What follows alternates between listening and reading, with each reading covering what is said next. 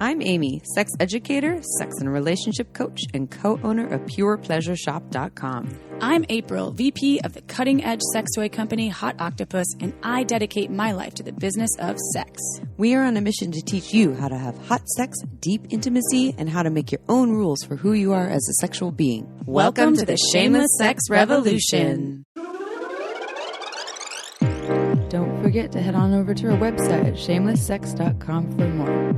And for 15% off of some of our favorite sex toys, use coupon code SHAMELESSPP in all caps at purepleasureshop.com. You are listening to a pleasure podcast.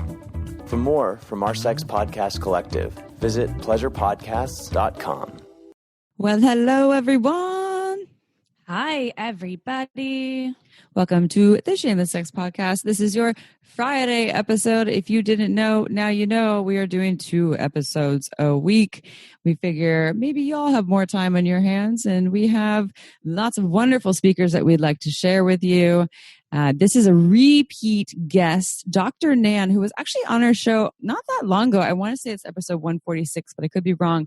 And we instantly fell in love with her, and she knows her stuff. She's a cognitive neuroscientist, a licensed psychotherapist, and she wanted to come on our show to talk specifically about anxiety. And I know that during these times, there's a lot more anxiety in the air. And she also discusses how it applies to sex and relationships as well.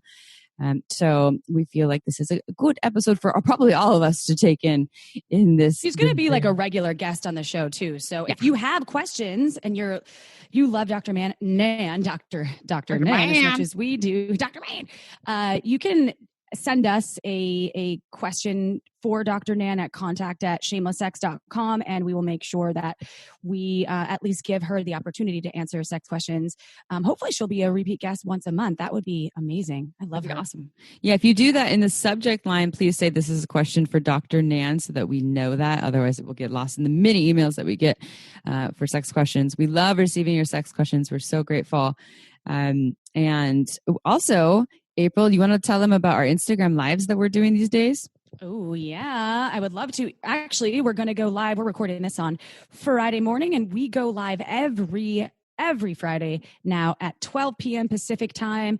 We have some ability to either answer live questions, or you can pre-send us your sex questions, and we will answer as many as we can. We usually do about 30 to 45 minutes right now, but please tune in. Check us out. We are there for you. We're trying to give you more access to information that can help you and your sexuality and your self-isolation. We're also giving away some free vibrators actually on today's IG Live. So this is pretty exciting. 100 free vibrators. I hope I can talk.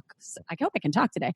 100 free vibrators from Hot Octopus. And it's first come, first serve. We will tell you how to win on the IG Live. So it's really easy though. I'm so excited about that. It's me too. And if you helping everyone, if you don't hear this podcast before then, because you may not, we are also doing other free vibrator giveaways in the next couple of weeks. Next week on Instagram Live, we're giving away free bottles of Uber Lube too next Friday. So just stay tuned and make sure that you follow us on Instagram at Shameless Sex Podcast.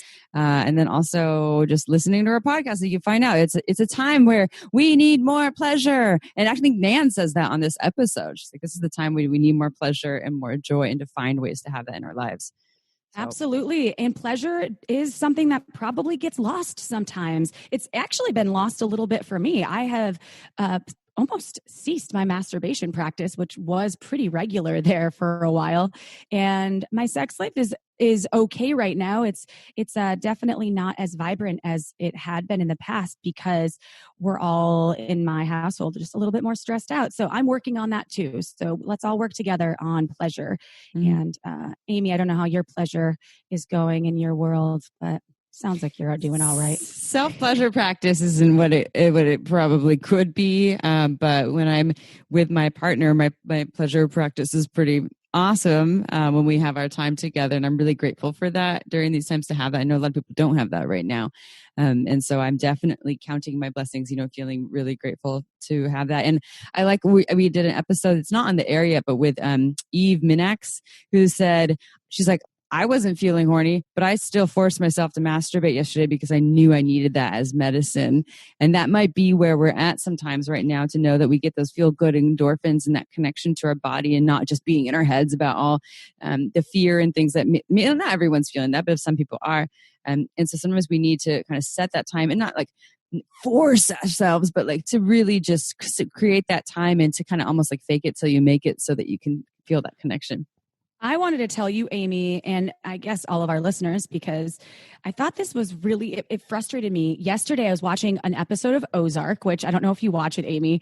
It's like on its third season. I've watched it since the beginning. It's with Jason Bateman. But there was this scene on the episode I watched yesterday, I think it was like episode 5, where there's the girl is having sex or they are like kind of trying to get intimate for the first time with one of the characters' brothers. Anyway, he was unable to get an erection because he was on medication for being bipolar. And she was like, and he's like, it's not you. And I was so sad because she turned over and was like, fuck you. And basically shamed him. And I was like, no, people are watching this and thinking that it's not okay to be able to, she wasn't aware of his medication. Right. And so she took all this blame, and he was like, I think you're beautiful. And I was like, I'm so bummed that they couldn't have turned that scene around into, hey, maybe your penis doesn't have to go into my vagina. Maybe we could get down in other ways. And it was like end scene, right? And then he stopped taking his medication because he said it like fucked with his whole, normal body ability to connect with the world. And then he was able, the next time they hooked up fully. And I just was bummed. I'm like, well, I want to change that, like that perception, because people watch that and then they think, oh, if I'm in a hookup session with a penis owner and their penis isn't able to go in, or function how I think it should, then it's over and it's my fault. I'm like, no, that's not true. There's so many other options for you out there. And I wish sometimes mainstream media would cooperate with what we're trying to help people understand.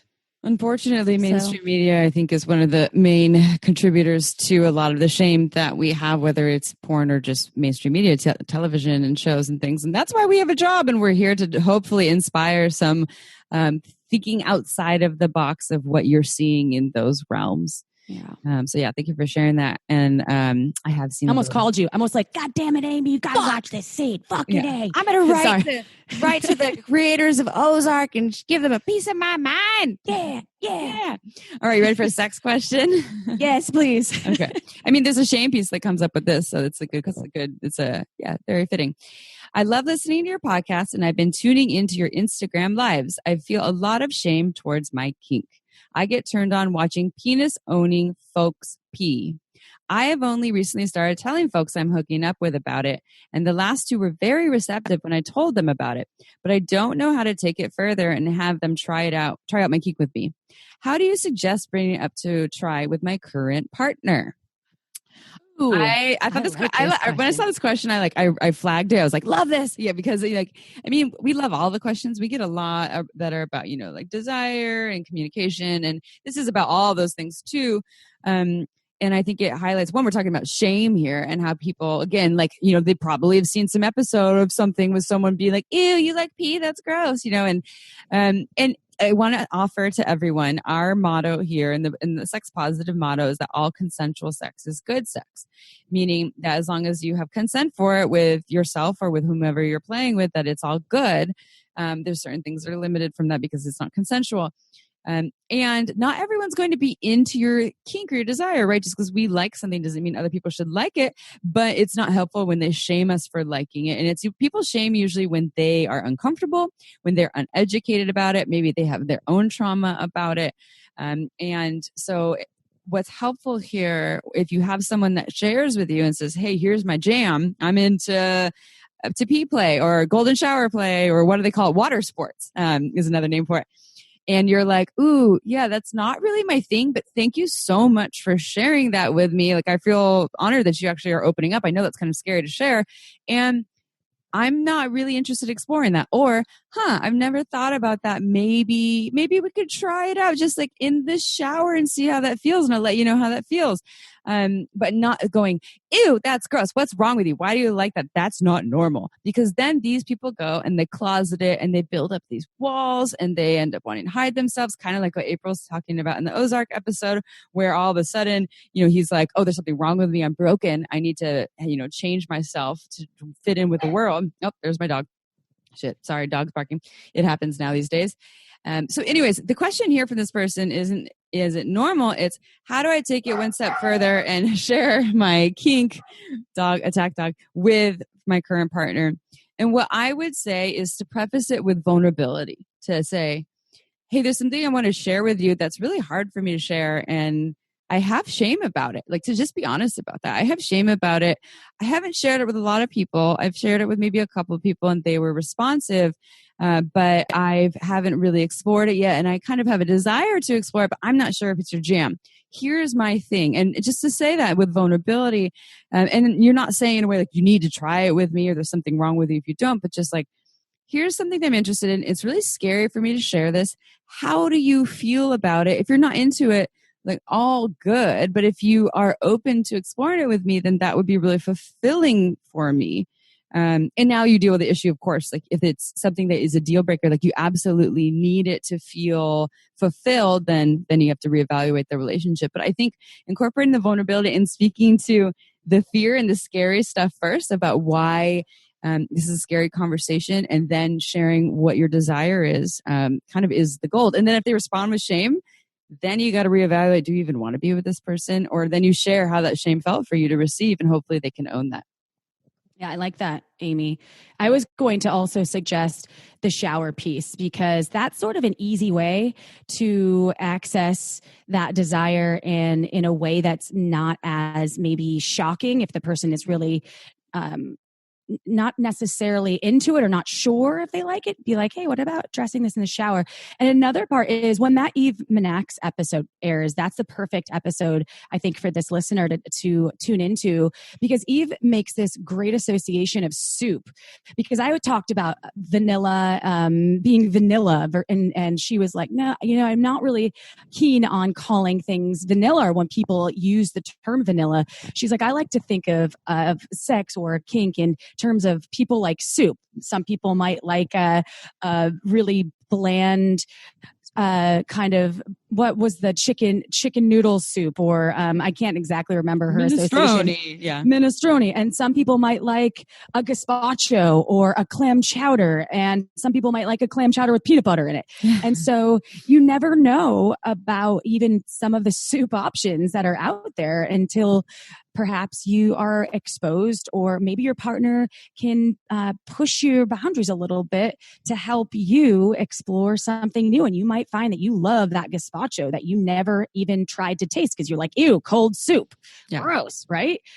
However, fucking cold soup might taste great to you sometimes. And shifting, changing, and obviously maybe tapping into someone else's desires are a great way to not only explore your own sexuality deeper, but then have a even deeper connection with your partner. So the vulnerability piece is awesome too. I highly suggest that, as Amy said, because how would you, if anybody came to me and was like, hey, I'm really scared to tell you this.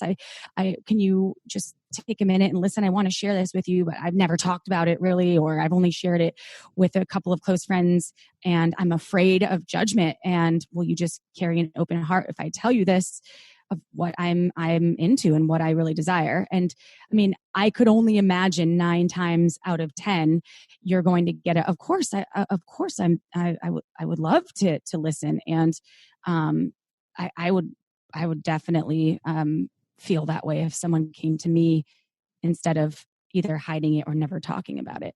Yeah, and again, it's okay to say, if you're a hard no, you can say a hard no lovingly. There's a way to lovingly still create a shame-free space, but just be like, when I check in with myself, I'm getting a no to that. But again, thank you for sharing that with me.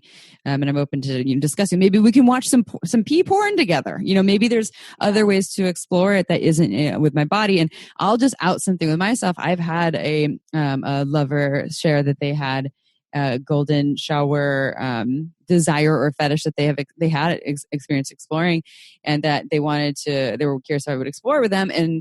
And I said that I would try it with them, and we did try it in the shower. Like I did try that out with them in the shower, and in it I felt somewhat neutral, if not a little more like, yeah, I'm not getting a hard no, but I'm not getting like this is really my thing. I'm not turned on by it. It's more so like, I'm doing this for you. And so I shared that later. I was like, I'm not instilling shame in you here. It's just, when I check on myself, that's not really my jam. I might be into doing this on the occasion with you, but it's not really something that I'm getting a yes on being a regular thing. I think that they felt pretty good about that. So that's just how negotiation goes. And, us all honoring our own yeses, nos, and maybes. And like April said, trying out the soup that you may not think you like, but if you're getting a hard no, don't try it. I agree. Should we jump into the show and read Dr. Nan's bio here? All right. I love Dr. Nan. And I mean, her credentials are they're amazing. I mean, beautiful. So here we go.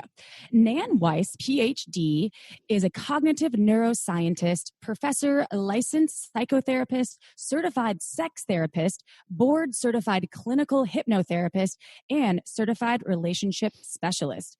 After almost 20 years in clinical practice, she became driven to understand how the brain creates moods and behaviors in relation to sex and other aspects of human experience. Having returned to academia to pursue a PhD in cognitive neuroscience, she is now a cognitive neuroscience researcher at Rutgers University, Newark. She is the author of the book Why Good Sex Matters and has contributed her expert opinion to outlets such as National Geographic, The Atlantic, Time, Glamour, Women's Health Magazine, The Washington Post, HuffPost, Romper, and Bustle. She's also been on the Today Show. To learn more, visit AskDrNan.com. That's Ask Dr. Nan, and you spell out doctor, so AskDoctorNan.com. But first, here's a message from one of our amazing sponsors. Our amazing sponsor today that we handpick ourselves is My Girl Fund. So as you all know, sometimes it's hard to meet sexual partners in real life, especially this day and age. And porn really doesn't offer you that erotic intimacy that you might be looking for. Say hello to mygirlfund.com. My Girl Fund allows you to form virtual relationships with amazing women from the privacy of your own home. On mygirlfund.com, you can meet, message, share photos and videos, and cam with those women anytime, anywhere. We did our research and we stand behind My Girl Fund as they actually empower the women who work there, where they can set their own rates and choose exactly who they want to work with. It's safe, private, and discreet for everyone.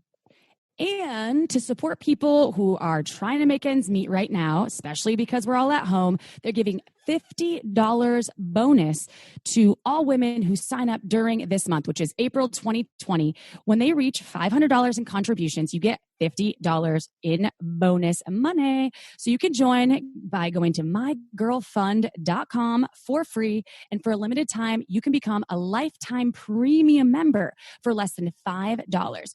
You just have to go to mygirlfund.com/shameless. That means you, our amazing listener, get discounted credits and bonus interaction features for life when you go to mygirlfund.com/shameless. All right, let's get to Dr. Nan.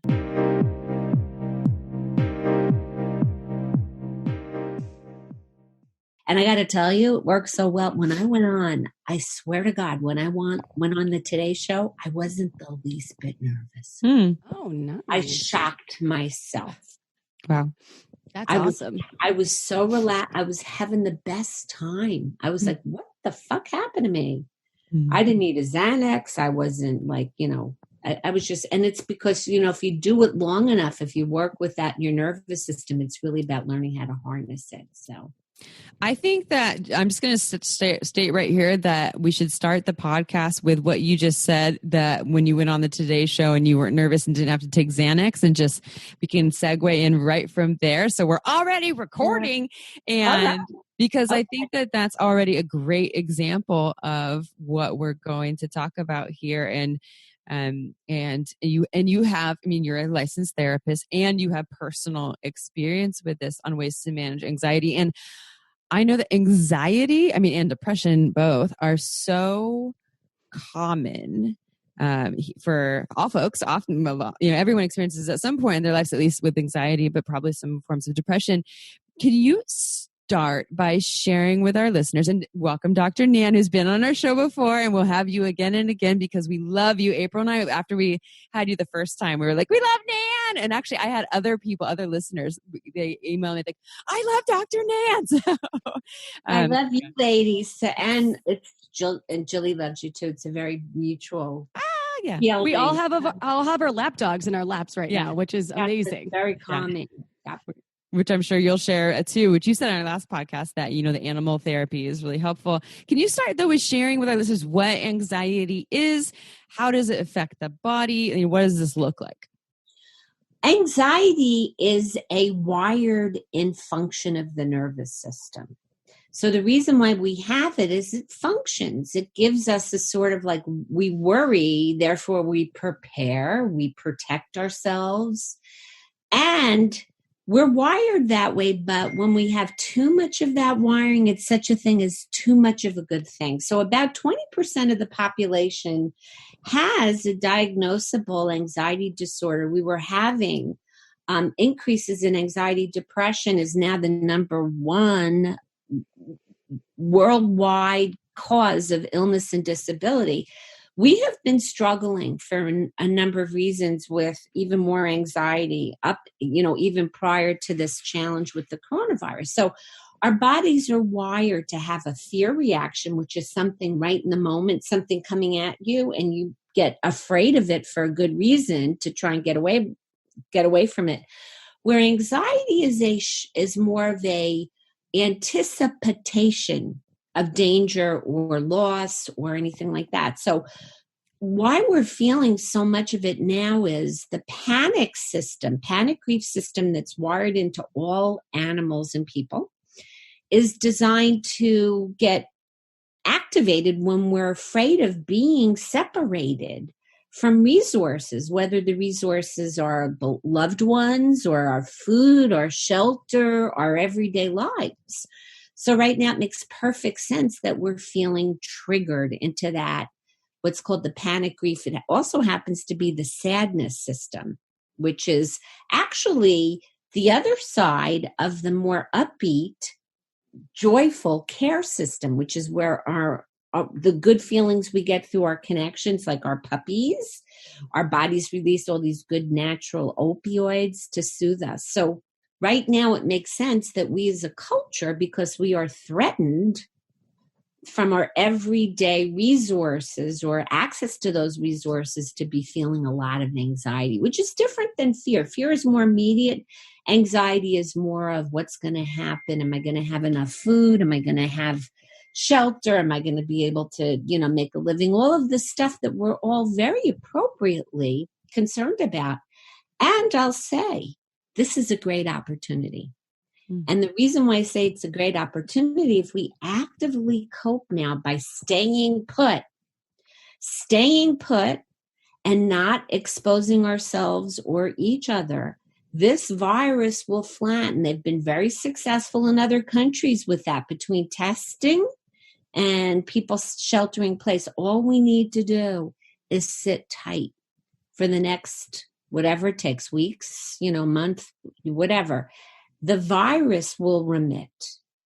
And this is an opportunity, since we are sheltering in place, for us to really, since we can't do our everyday business the same way, for us to use this as an opportunity to reboot our system so that we can be more relaxed, healthier, more creative, more enthusiastic, more connected with ourselves and each other than before. So I see this as, the gold, the what do they call it? The benefit, the gold in the dust here is our ability to really, reboot our system so that we are really going to set ourselves up, not just to survive this, but to thrive this and to take it as a learning opportunity. So what do we do? How do we manage this? The first thing that we need to do, for the nervous system. And I can tell you this from someone who had her first panic attack at the age of about 21, right after I graduated college. Sorry for the phone is ringing for no apparent reason. Phones happen. Yeah. So, but I have had such a predisposition to anxiety, my whole family, and my credibility story, which is why I can say as a therapist and a scientist and an anxiety sufferer that this stuff really works, is right before we had this, shutdown with coronavirus, literally the week before, I was interviewed on the Today Show by Maria Shriver, and I wasn't the least bit anxious. I didn't have where I used to get where I would feel trembly, where I would feel like my heart race, where my mind would go blank. I didn't even bring any Xanax with me. I always have Xanax in the house just in case. It's good to have, but I didn't even use it. I didn't even think of it. I have just been practicing these tools, and they're not really like you gotta sit there for like an hour or 2 or 3 to meditate. The things I'm going to talk about today with you guys are things that you can bring throughout your day that become just sort of like second nature. And the first and the most powerful thing is the silliest, simplest way is just extending your out breath a little bit longer than your in breath. So if you breathe in for a count of 4, 1, 2, 3, 4, and it's good to do with your nostrils, you exhale for the count of 5 or 6. All out the nose? If you can, because when you do an in and out of the nose in yoga, they call that ujjayi breath because it makes like an ocean sound. What it does is it kind of triggers a soothing reaction. It's called the vagal brake. Your heart is innervated by the vagus nerve. And when you breathe like that, what it does is it slows down the heart, which triggers, you've heard of the parasympathetic nervous system. And the parasympathetic nervous system is the calming, restorative portion that's responsible for sexual arousal. Paradoxically, it's the calming portion of the nervous system that allows us to be sexually aroused because, with guys, when they get anxious, what happens to their penises? They kind of like, ugh. So the calming portion of the nervous system is how you can trigger to your body to relax. And when we're relaxed, we're actually safer because we can pay better attention. We're better problem solvers. We're better planners. So a long, smooth inhale, 1, 2, 3, 4, and then exhaling 1, 2, 3, 4, 5, 6. And if you do that, every time you think about it, okay, just breathe. 1, 2, 3, 4. 1, 2, 3, 4, 5, 6. It sounds like, what could that really do? Well, I'll tell you, it will train your nervous system so that the quieting component becomes strong. And it's going to just completely change your chemistry. So that number 1, I'm going to close the door here. Dr. Nan, question. Hold on that one in particular. So before you did the Today Show, did you do this like in preparation, or did you do it during your interview, or like if folks? It's all just the time. I teach it so much that it's in my body, so I'll forget. And then I'll realize, I'll feel the tension and really paying attention to the way your body is feeling from moment to moment is the key part of listening and learning from those wired in emotions and being able to work with them rather than being run by them. So I'm sitting in the green room, okay, which is where you go in. And I'm looking around and I'm like, I did this and I added some of the energy locks that I do with yoga. And I'm going to have directions for those on my website. I write about it in my book, which is pulling up on the floor of the pelvis, the Kegels. And I'm doing that. And then as they call me in to go get my makeup, I see Kevin Bacon in the corner of my eye. And I'm like, damn, I wish I would have seen him before I would have gone and talked to him. I was just having the best time. And I am the kind of person that when I knew I had a public speaking engagement, I would like be worried for like the month before. And I remember when I was 50 and I was in graduate school and I had to do my first like year-long lecture about the 8 minutes to justify my graduate program. I had the Xanax tucked into my bra in case. Mm-hmm. And that was always like, I just expected I would be nervous because anytime people would look at me and I was up on stage or I had to produce something, I would feel it had absolutely no autonomic arousal. I was happy. I was attentive. If you look at me on the show, I'm like, my God, I look like I was, I didn't get nervous even looking at myself after the fact. I was just so relaxed. So that's something that you can do.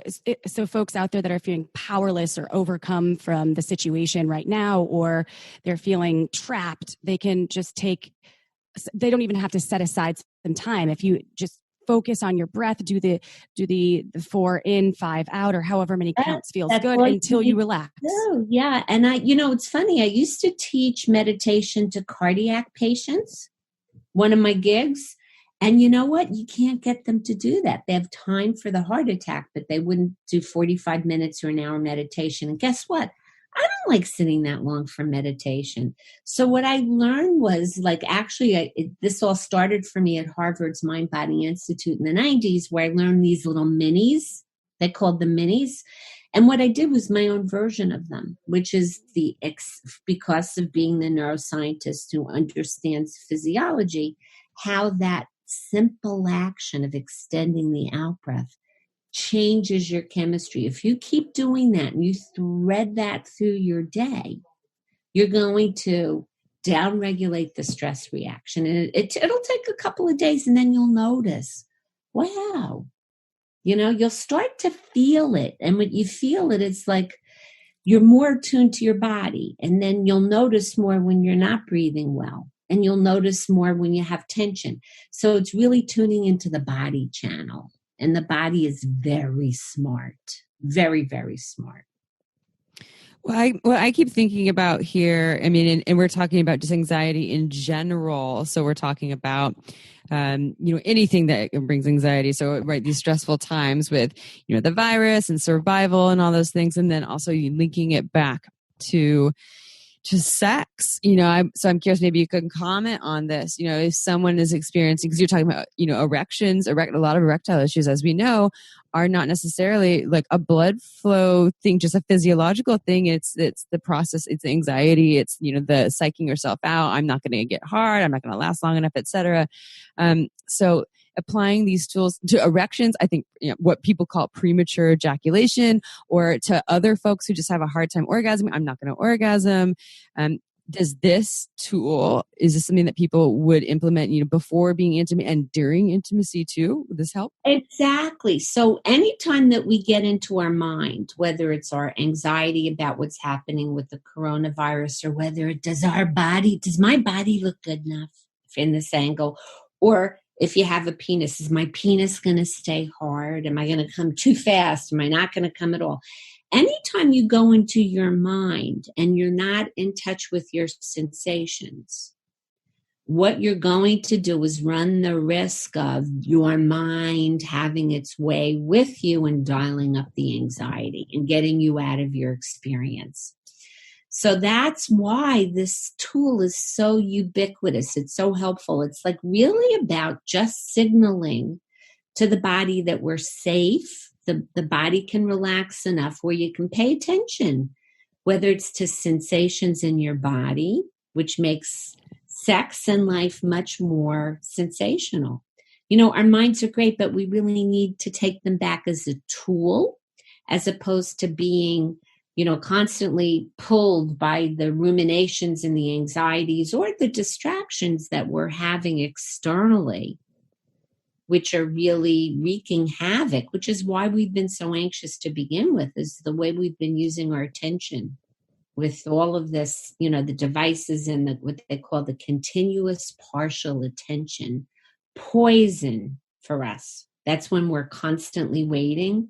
for the next notification, the next ding, the next phone call, the next like on social media, or whatever it is that comes in. So what I was saying for people I wrote this piece from my website about how to cope with the coronavirus is number one. First thing we do, get up in the morning. Instead of turning on your devices, chances are if there's anything you need to know, you'll know it already, Give yourself 15 minutes to wake up, have a cup of coffee or tea, and talk to another human being about what's on your mind, what's on your body, what's your emotional weather.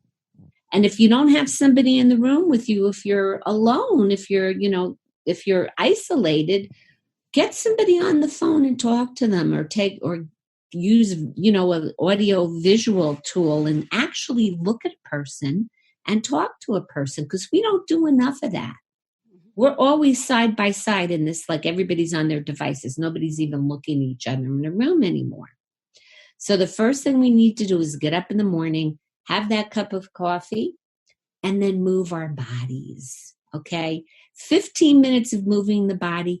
If we do one thing differently than we've done before, if we get out in the sunlight twice a day for at least 15 minutes, we're going to change the chemistry of our bodies, and we're going to fix a lot of mood issues, hormonal issues, weight issues. We don't get enough natural sunlight. A major health problem that contributes to stress and mood. We spend 90% of our lives indoors. And without light getting into the back of our eyes, which goes directly to the hypothalamus, light from the back of the eye goes to the hypothalamus. And the hypothalamus manages everything, every kind of process, from our wake sleep to eating, to blood sugars, to metabolism, to sexual behavior, to moods, everything. Mm-hmm. So if we develop that habit, getting outside twice a day, what has saved me is that we've been walking. I've spent more time walking and outdoors in this past 2 weeks than I have in probably the whole year before, So that's one way we can change our lives. Get some light. If you can't go out, go by a window and open the light and get the light into your eye. So that's really, really big and really important. And that's more effective than actually eating a vitamin D supplement, right? People always are like, well, I'm taking vitamin D. Yeah. The sun, you can't reproduce in a supplement. And you know why we're all depressed and miserable and stressed out and fucked up is that we're not getting enough natural light to begin with. Yeah. House lights don't do that. That's why we're all so fucked up. Mm-hmm. We spend way too much time. So, we can't really have the cabin fever right now because we're not stuck in the cabins. Mm-hmm. Cabin fever, people were stuck in cabins because of bad weather. They were literally, we are not really socially distanced. We're really physically distanced. There's no reason why you can't go out and walk and move your body and get sunlight. And you know what? You'll start to feel more calm. And then you can put things into perspective in a way that then I say, we need structure. And how can people structure? Years ago, Stephen Covey, who wrote the 7 Effective Habits of the effective highly person. Effective people. Yes, I love that book. There was one tool that I learned from that book that I use. And that's the way to kind of do the quadrants. What is urgent and important? What's important, what's just urgent, and what's neither. So if you set that up every day, like your executive decision time, and you make sure that you count something as both urgent and important, that's going to be pleasurable for you. And you get extra points if it includes moving your body, doing something with another human being somehow. We need to prioritize that kind of what I call healthy hedonism, things that feel good and are good for us. And it could even be, binge watching something you love. As long as you decide that that's a priority and it's going to give you pleasure, this really has to be almost like the cash register back right now, because I'll tell you from a lifelong sort of history of living with my own anxiety. Oh, I could tell you stories, and it runs in my family. Everybody has that first panic attack. I always had trouble relaxing enough to have pleasure, would feel guilty about, doing things for myself. I flip it around now because I know that it's almost like it's what I've had to kind of learn to teach others, is by finding the joy, finding the pleasure, finding the fun, finding and engaging our play systems, the playful system, that we become better balanced and better decision makers and more effective. And we're actually doing ourselves a big favor in the biggest of pictures, and everybody else also, for that matter. What would you say? I think I asked you this before in the last podcast, and I feel like we can't talk about it enough or reiterate it enough because, okay, so I'll speak up for myself.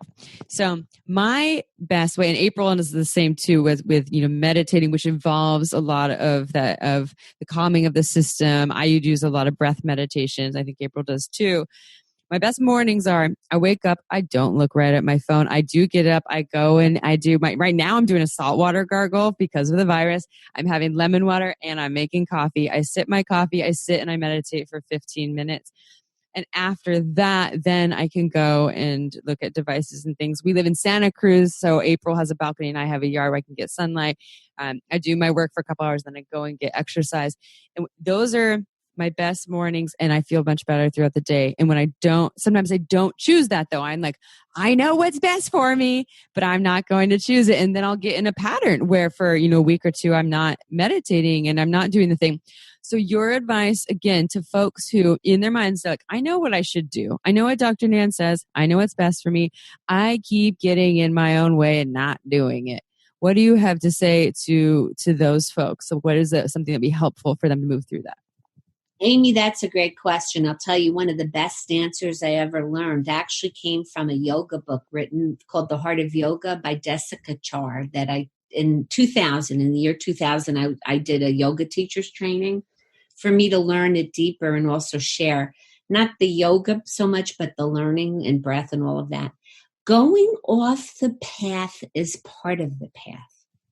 So as soon as you recognize that you've gotten away from the path, without being in reaction to it, without making yourself wrong about it, just kind of go, okay, all right, come back to the path. And what I would say is the way that we can get ourselves back to the path is by tuning into, this is the practice that I'm suggesting for people.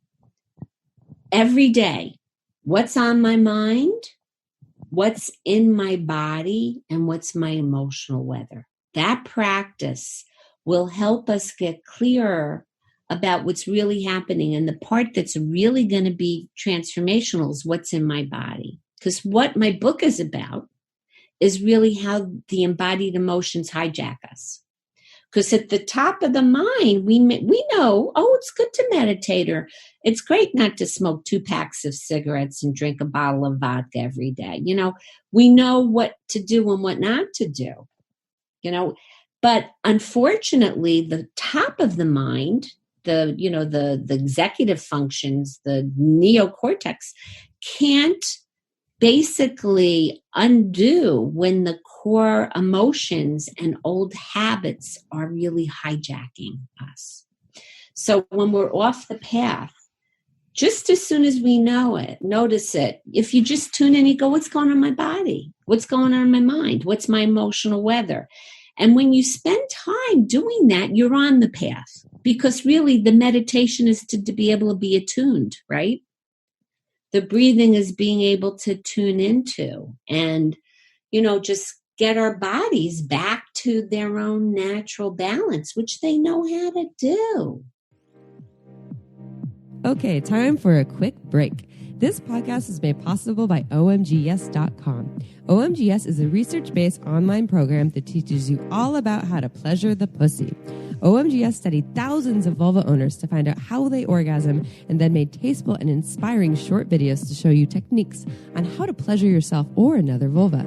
I've been recommending OMGYes to my clients for years and has changed their lives. So for all you vulva owners or vulva lovers out there who may already be having good orgasms and you want to take it to the next level, or perhaps you want to explore more variety in your playtime, OMGS will have something just for you. With 2 seasons, one all about internal and the other all about external techniques, it's better than any book or DVD money can buy. To learn more, visit omgyes.com/shameless. Our listeners get $5 off. Check it out. This podcast was also made possible by Uberlube. It's a luxurious silicone lubricant great for all kinds of sex.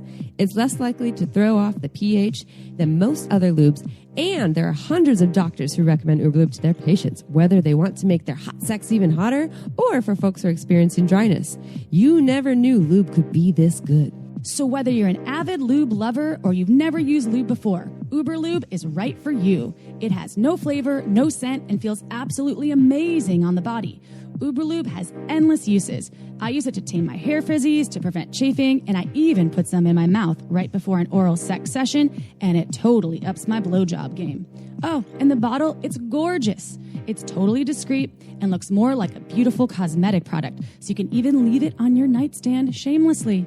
To learn why we think it's the best lube on the planet, check out uberlube.com. Use code shamelesssex and you get 10% off and free shipping. That's uberlube.com. Go check it out. And now back to the show. Yeah, I love that. I think that's super helpful. So your advice would be like, go ahead, April. Yeah. Something that came up, Nan, that we're talking a lot about anxiety, and something that I felt like I wanted to share with you and with our audience is that I went through like this severe depression back in, I think it was December, and I could not get out of bed. It was like I knew I had things to do. It was triggered by a slew of different events and things, and I was so hard on myself, beating myself up about I need to meditate and I need to journal and I need to do this. I knew what would make me feel good, and starting with something so small as getting outside was one thing that helped me. I would just try to get outside and walk and I'm an active human. I love working out. And sometimes I know for other folks out there, I mean, I don't want to speak for you as well, but I know how difficult it was sometimes just to do that. But it's the littlest things and the littlest shifts. And anxiety, it can go hand in hand with depression, but I wasn't anxious. I was just low and feeling not worthy of the world and thinking like, what is my purpose here? What am I even doing? And the one thing is just not beating yourself up and just start with the small things. And if you don't accomplish all of those things in one day, it's okay. Tomorrow is a new day. And I just wanted to share that because it's awesome when you know what helps you. And it's awesome to hear experts like you share these tools and techniques. It's also sometimes just so hard to do. And right now, speaking of the world is in such a weird space, right? We're not allowed to leave our homes. It might be difficult for someone to get out of bed. So start small and don't be hard on yourself if one day you don't do all of these techniques or even one of them, and then just start over. But getting outside, I think, is the first step. The sunlight, even if it's cloudy, the rain, let it hit your face. Hopefully it'll help you wake up. April, that was beautifully said. And sorry that you went through that depression. And you know what? Depression is sort of a normal human experience that we don't allow in our culture. We have a very little, you should be like sort of just within a certain range of how you feel. You know, life is catastrophe. Bad shit happens. We have losses. We have tragedies. We're going through now collectively something that's really it's a catastrophe for many, many people. This is going to be a catastrophe. Some of it will be fixable. Money is fixable. Health is not, when people get sick. But, sometimes depression is a reasonable reaction to a number of unreasonable circumstances. And when that system is triggered, that's part of the panic grief system, by the way. It's the same system. In the core, it's like a very core emotional system that, one of the best pieces of advice that I got, and I would get so anxious that I would get depressed because you run out of steam. Some people are more depressive to begin with or more anxious, and it's often like related because you get depleted in any case. And What's common to both anxiety and depression is anhedonia, or the inability to have pleasure. So one of the things you've noticed is that the most important thing is when people are in that depression system, the self-talk is critical, meaning that it's sort of like a negative self-talk. And by learning to be very mindful, what's on my mind, what's in my body, what's my emotional weather. And sometimes we just need to rest at the bottom of the well. John Kabat-Zinn, who's the guy who brought meditation to the medical community in the 80s, years and years ago, I went to a training and he said something. It was all these doctors and psychiatrists and psychologists, and everybody's crying, days and days of meditating. And he says, sometimes you just got to be at the bottom of the well. And actually, depression and grief and sadness connects us all. It's the human experience. So what I like to tell people when they're in any kind of challenge is the same thing I tell myself all the time. And this comes from Ericksonian hypnotherapy, which is probably one of the most incredible tools to help people, is that when you get in touch with telling yourself that you have all of the resources internally to create everybody and everything externally, what we realize is that we have a lot more resilience and resourcefulness. Like beneath the surface mind, when we're more calm, we can be more creative, and that we need to connect with and through other people to access the external resources. We're not alone. So even though people, when they're depressed, sometimes their seeking systems are so flat. Remember we talked about the seeking system, I don't know if last time, which is dopamine fueled, gets us motivated, gets us into the world, or gets us literally enthusiastic about getting our other needs met. When the seeking system is flat and the panic grief system is activated, you're sure to end up in a depression.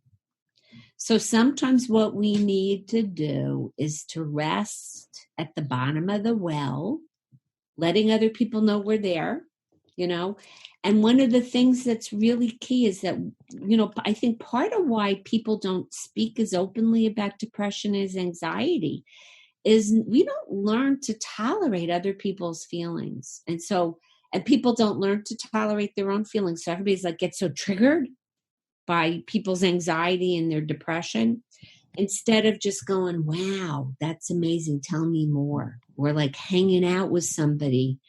And usually what's underneath depression is some very, very potent grief. Mm-hmm.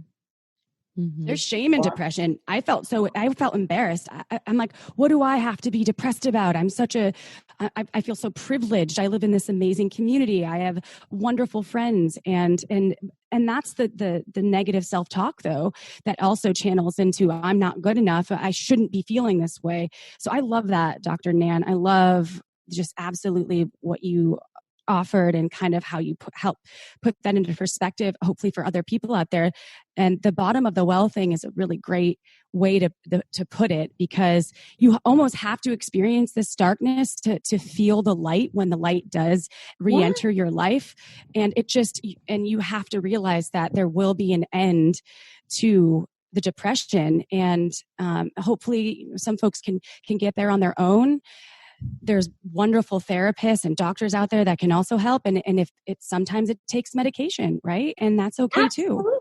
Absolutely. Whatever it takes. I'm a big fan of whatever it takes. And if we weren't so fucking prudish about talking about depression, we're prudish about talking about everything. Everybody wants to be sort of seen in a certain way. And you know what? Life is pain and we all suffer. And no matter how good we have it on, whatever variables we want to measure, our internal experience, our wiring is just core. If we are triggered in the sadness system and flat and seeking, we're going to feel psychic pain, psychological pain. That's the source of the psychological or psychic pain, whether it's mostly because of our chemistries or a combination of the chemistries and experiences. Being able to be honest about how bad we feel and have somebody tolerate that and just hang out with us there. My work became such a joy for me when I finally fucking figured out that it wasn't my job to fix anybody.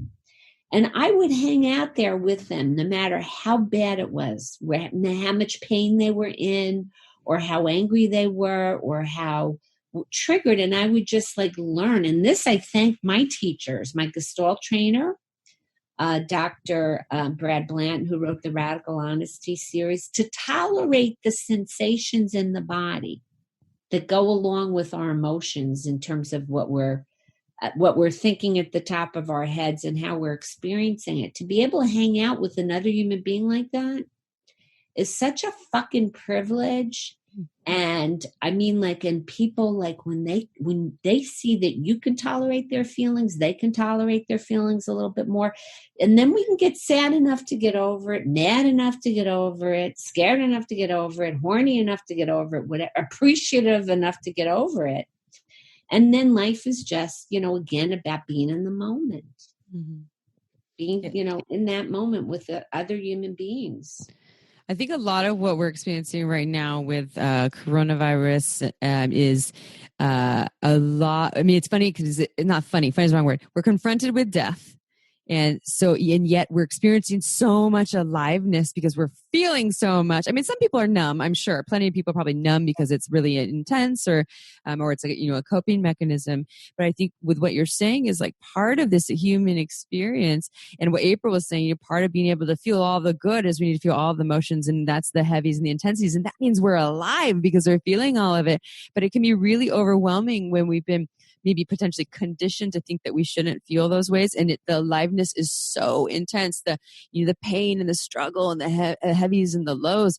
And yet when we realize it, that's actually part of being alive. And it's a wild time right now. It's a very wild time right now. And I think one of the most wonderful things that are coming from this is the recognition of what's really important, is really our wellness, the people that we love and we care about, that we are human beings are, as much as we're tortured souls. Homo dysphorus, man with bad mood, is the way that Marty Seligman, who's the founder of positive psychology, called us, because we were wired to worry. As much as we're that way, we have such capacity for being resilient and adaptive. One thing I think we can talk with the listeners about and to encourage people to think on an ongoing basis, how we can keep coming up with the new normal. What's the new normal? What do we need each day to find the new normal? And I used to I had some young patients who were very physically ill, who had so many life-threatening illnesses. And I used to work with them, and they taught me so much about what I know about learning. Here young people are supposed to not worry about being old and life being, tragedy and catastrophe. What I learned with and through them is how to decide what the new normal is. And a new normal could be, what do I need to be okay today? For me, it could be, I need to get out of the house and walk for 45 minutes. I need to binge watch Tiger King, whatever it is. I need to dress my dog in a silly way. I need to talk to you, lady. I was so looking forward to this afternoon to be able to talk. I feel like we're best BFFs already, just to the climbing into this experience becomes flow. These things that really, truly matter. So we can decide every day, how do we make do with what is to create a new normal, and a new normal that needs to shift as things shift, I was just talking to my partner yesterday about this very topic because I said a lot, the collective of the US is used to routine scheduling. I get in my car, I drive to work, I come home, I have dinner, I go to bed, and maybe there's some things in between. And then the weekends are with the kids, or the weekends are spent doing, maybe honoring doing some self-care, whatever comes up there. But the only constant that really is in life for all humans is change. That's the only thing that we really can anticipate. And it's an important time. I love the redefining normal, or how did you say it? You said it much more eloquently. What is the new normal today? What do I need to survive today? Yeah. And that could be sexually too, because that's what people are always asking us. Is this normal? Am I normal? And we can redefine normal every day. Mm-hmm. Mm-hmm. And with and through the fact that we are now having to interrupt automatic habits. Automatic habits are good to a point, but a lot of what is creating our distress before the coronavirus is the habits of distraction, the habits of acquisition, the habits of consumption without savoring, without being connected. People were out in public all the time, but they weren't even fucking paying any attention to each other. They were plugged into their devices, So you can be more connected virtually with another human being if you're really looking at them when you're talking, whether, FaceTiming or Zooming or whatever, than you are with somebody in the room when you're not there. So this is really about interrupting habits is what I think is really going to be one of the most beneficial things for all of us, is that we will then need to be, or we have the opportunity to be a little bit more intentional. And people are finding new ways. Again, as April was saying, with the change and with the times. I mean, I know folks who their whole career was based on large groups and in-person events. And now they're doing in virtual events where people are all dancing online together with 100 people in a Zoom room.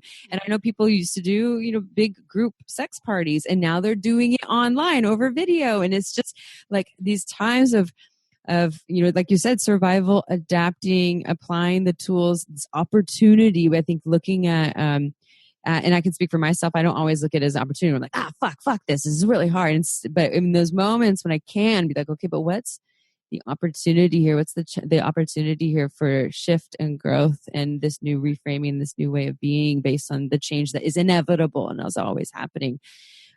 This is all so helpful, and I can't wait to have you back. I think we should have you back like every month. Well, we're going to have you back answering sex questions too, because sex and relationship questions, any particular challenges any of you guys, not you two personally, but anybody who's listening is having, and what's really nice about being able to answer real people's questions is that other listeners will coattail on there.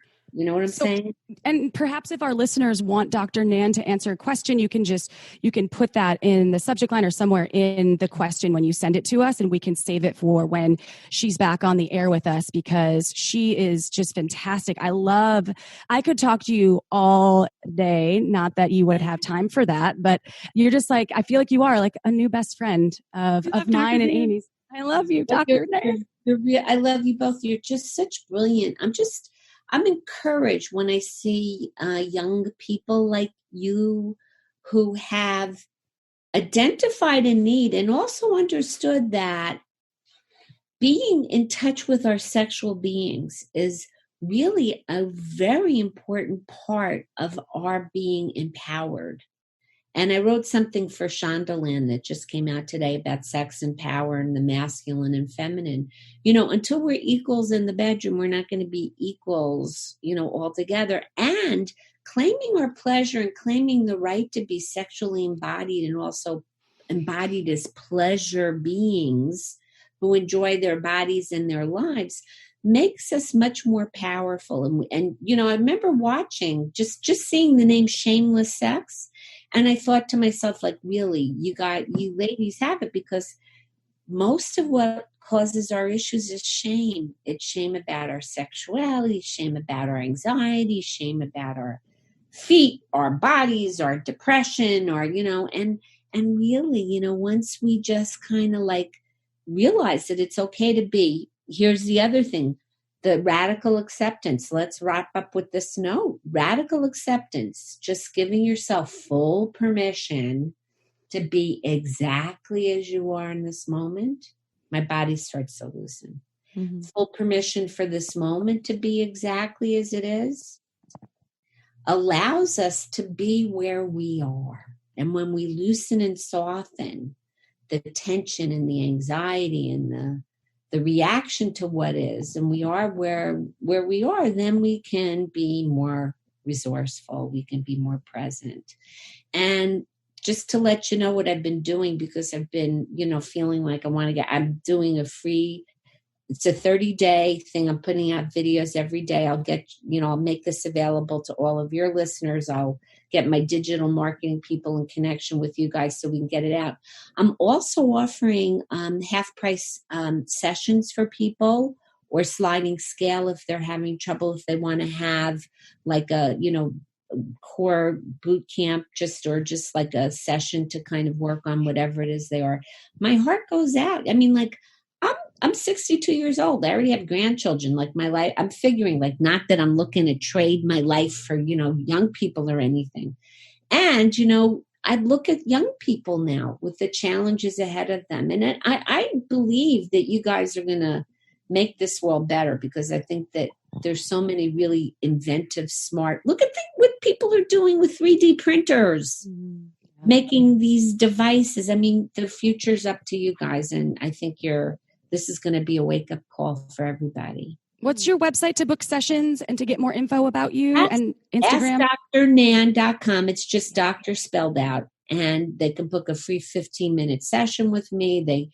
I'm going to have all of this, and we're going to be putting the videos onto YouTube channels. So each day for 30 days, or they can watch them in any, as they can watch them all together if we get to that point, giving a tool, a technique, a strategy for not just surviving, but thriving through this, using this as an opportunity. Like, for me, by the way, I'm going to be more fit than I've been.